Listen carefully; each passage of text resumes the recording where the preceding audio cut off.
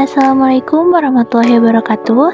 Halo semuanya, perkenalkan nama saya Isti Mariam dari kelas 12 IPA.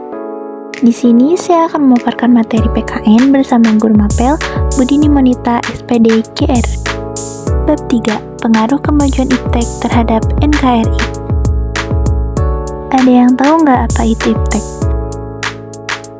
Pengertian iptek sendiri adalah sumber informasi yang mampu menambah wawasan dan kemampuan di bidang teknologi, di mana kemajuan iptek yang telah dicapai saat ini memberikan kenyamanan serta kemudahan bagi manusia. Adapun manfaat iptek yaitu 1. Kehidupan manusia menjadi lebih praktis, 2.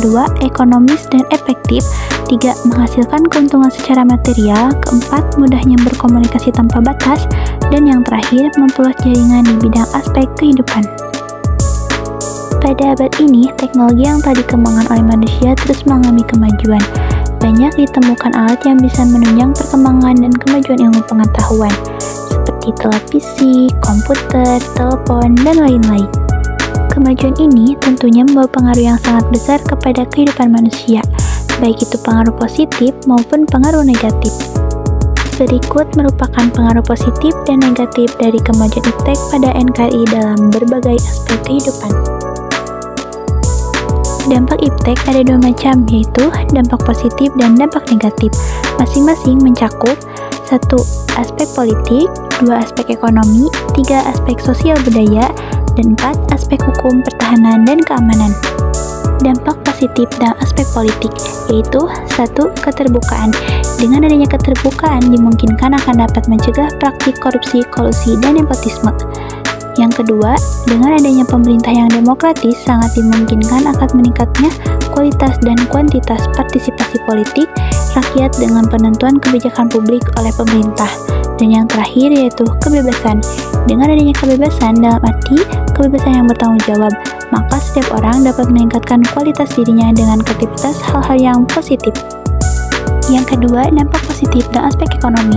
Pertama, meningkatnya investasi asing atau penanaman modal asing di negara kita.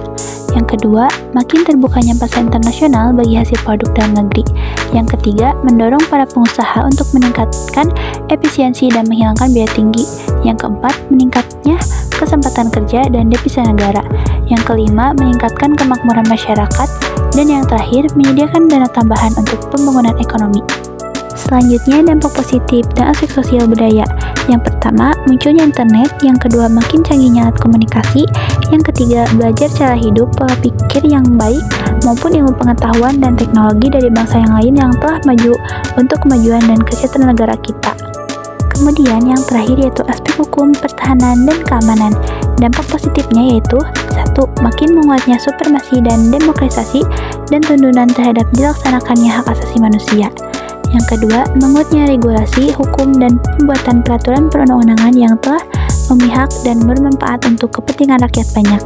Yang ketiga, makin menguatnya tuntunan terhadap tugas-tugas penegakan hukum, seperti polisi, jaksa, dan hakim, yang lebih profesional, transparan, dan dapat bertanggung jawab.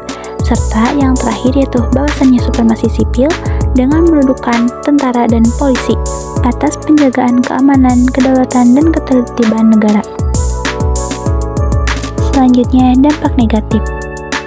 Dampak negatif dan aspek politik yaitu 1. Mempengaruhi pikiran masyarakat untuk berpaling dari ideologi Pancasila. Yang kedua, tergantungnya stabilitas politik nasional. Yang ketiga, terjadinya tindakan-tindakan anarkis. Dan yang keempat, gerakan radikalisme dan terorisme. Selanjutnya, dampak negatif dari aspek ekonomi. Yang pertama, Indonesia akan dibanjiri oleh barang-barang dari luar negeri seiring dengan adanya perdagangan bebas. Yang kedua, cepat atau lambat perekonomian negara kita akan dikuasai oleh pihak asing. Yang ketiga, akan timbulnya kesenjangan sosial yang tajam sebagai akibat dari adanya persaingan bebas. Yang keempat, pemerintah hanya sebagai regulator pengatur ekonomi yang mekanismenya akan diatur oleh pasar. Dan yang kelima, sektor-sektor ekonomi rakyat yang diberikan subsidi semakin berkurang. Selanjutnya, dampak negatif dan aspek sosial budaya. Pertama, munculnya gaya hidup konsumtif dan selalu mengonsumsi barang-barang dari luar negeri. Yang kedua, munculnya sifat hedonisme, yaitu kenikmatan pribadi dianggap sebagai suatu nilai hidup tertinggi. Yang ketiga, adanya sikap individualisme, yaitu sikap selalu mementingkan diri sendiri, serta memandang orang lain itu tidak ada Yang keempat, bisa mengakibatkan kesenjangan sosial yang semakin tajam antara yang kaya dan yang miskin. Yang kelima, munculnya gejala westernisasi, yaitu gejala hidup yang selalu berorientasi kepada budaya barat. Yang keenam, makin memudarnya semangat gotong royong, solidaritas, kepedulian, dan kesetiakawanan sosial. Dan yang ketujuh, makin lunturnya nilai-nilai keman dalam kehidupan masyarakat. Selanjutnya, aspek hukum, pertahanan, dan keamanan. Yang pertama yaitu menimbulkan tindakan anarkis yang dapat mengganggu stabilitas nasional dan ketahanan nasional, serta berkurangnya peran masyarakat dalam menjaga keamanan dan ketertiban dan kedaulatan negara. Selanjutnya, membangun sikap selektif dalam menghadapi berbagai pengaruh kemajuan iptek. Yang pertama, sikap tanggung jawab dalam pengembangan iptek. Dalam mengembangkan dan menerapkan iptek, perlu meningkatkan landasan idealnya, yaitu Pancasila, dan landasan konstitusionalnya, yaitu Undang-Undang Dasar Negara Republik Indonesia tahun 1945. Adapun Pancasila yaitu sila ketuhanan yang Maha Esa, di mana berisi peringatan kita bahwa manusia, semua ilmu yang ada di dunia berasal dari Tuhan. Selanjutnya, Undang-Undang Dasar Negara Republik Indonesia tahun 1945. Tujuan nasional antara lain untuk memajukan kesejahteraan umum dan mencerdaskan kehidupan bangsa. Selanjutnya, sikap selektif terhadap pengaruh kemajuan iptek. Dengan sikap selektif, kita dapat mengambil keuntungan dari kemajuan iptek dan terhindar dari dampak buruknya.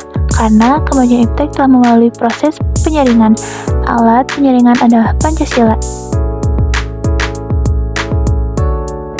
Selanjutnya, sikap selektif terhadap pengaruh kemajuan iptek di bidang politik. Bangsa Indonesia harus mampu menunjukkan eksistensinya sebagai negara yang kuat dan mandiri, namun tidak meninggalkan kemitraannya dan kerjasama dengan negara-negara lain. Dalam hubungan yang seimbang, saling menguntungkan, saling menghormati, dan menghargai hak dan kewajiban masing-masing. Untuk mencapai hal tersebut, bangsa Indonesia harus segera mewujudkan hal sebagai berikut. 1. Mengembangkan demokratisasi dalam segala bidang. 2. Mengaktifkan masyarakat sipil dalam area politik. 3. Mengadakan reformasi lembaga politik agar menjalankan fungsi dan perannya secara baik dan benar. 4. Memperkuat kepercayaan masyarakat dengan cara menegakkan pemerintahan yang bersih dan berwibawa. 5. Mencegah supremasi hukum. Dan yang terakhir, memperkuat posisi Indonesia dalam kancah politik internasional. Berikutnya, sikap selektif terhadap pengaruh kemajuan iptek di bidang ekonomi. Sistem ekonomi kerakyatan merupakan senjata ampuh untuk melumpuhkan pengaruh negatif dan kemajuan iptek dan memperkuat kemandirian bangsa dalam semua hal. Untuk mewujudkan tersebut, perlu diwujudkan hal-hal bawah ini. 1. Sistem ekonomi dikembangkan untuk memperkuat produksi domestik. 2. Pertanian dijadikan prioritas utama. 3. Industri-industri harus menggunakan bahan baku dari dalam negeri, sehingga tidak tergantung pada impor dari luar negeri. 4. Diadakan perekonomian yang berorientasi pada kesejahteraan rakyat. 5. Tidak tergantung pada badan-badan bilateral seperti pada IMF, Bank Dunia, dan WTO. 6. Mempererat kerjasama dengan sesama negara berkembang. Dan yang terakhir adalah sikap selektif terhadap pengaruh kemajuan iptek di bidang sosial budaya. Kemajuan iptek salah satunya ditandai dengan adanya kemajuan ilmu, pengetahuan, dan teknologi. Agar hal tersebut bersifat positif dan dapat diserap ke dalam budaya kehidupan kita harus sehari-hari, maka kita perlu mengusahakan perubahan nilai dan perilaku antara lainnya. 1. Terbuka terhadap inovasi dalam perubahan. 2. Berorientasi pada masa depan daripada masa lampau. 3. Dapat memanfaatkan kegunaan iptek.